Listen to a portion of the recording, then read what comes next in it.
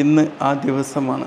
നമ്മുടെ കേരള സർക്കാരിൻ്റെ ഒരുപാട് വീടുകളിലേക്ക് ആ ഒരു ഉരുൾപൊട്ടലിലെ ജീവൻ നഷ്ടപ്പെട്ട വീടുകൾ നഷ്ടപ്പെട്ട ഒരുപാട് പേർ മാറി താമസിക്കുന്നൊരു ദിവസം.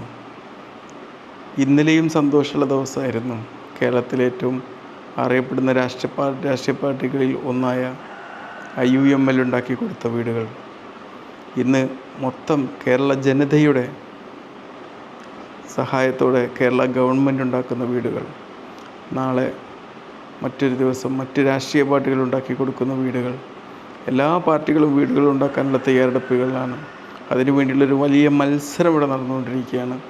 കേരള ഗവൺമെൻറ്റും കേന്ദ്ര ഗവൺമെൻറ്റും എല്ലാവരും വാശിയോടെ ആവശ്യത്തോടെ മനുഷ്യരെ ചേർത്ത് പിടിക്കാൻ നിൽക്കുന്ന ഈ ഒരു മത്സരം, അവിടെ ജാതിമത ഭേദമന്യേ എല്ലാവരെയും ചേർത്ത് പിടിക്കാനുള്ള ഈ ഒരു ആവശ്യം തീർച്ചയായിട്ടും നല്ല നൽകുന്ന ഒരു കാര്യമാണ്.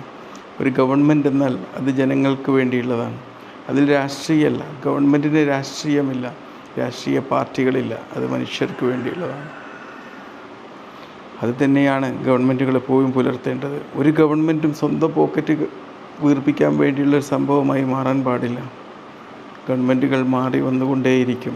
പക്ഷേ അതിൽ പല രാഷ്ട്രീയ പാർട്ടികളും അവർ ഗവൺമെൻറ്റുകൾ രൂപീകരിക്കാൻ വേണ്ടിയിട്ടുള്ള മത്സരത്തിൽ റിക്രൂട്ട്മെൻറ്റ് ഏജൻസികളായിട്ട് പ്രവർത്തിക്കും. പക്ഷേ ഗവൺമെൻറ്റും അതെല്ലാവർക്കും വേണ്ടിയുള്ളതാണ്.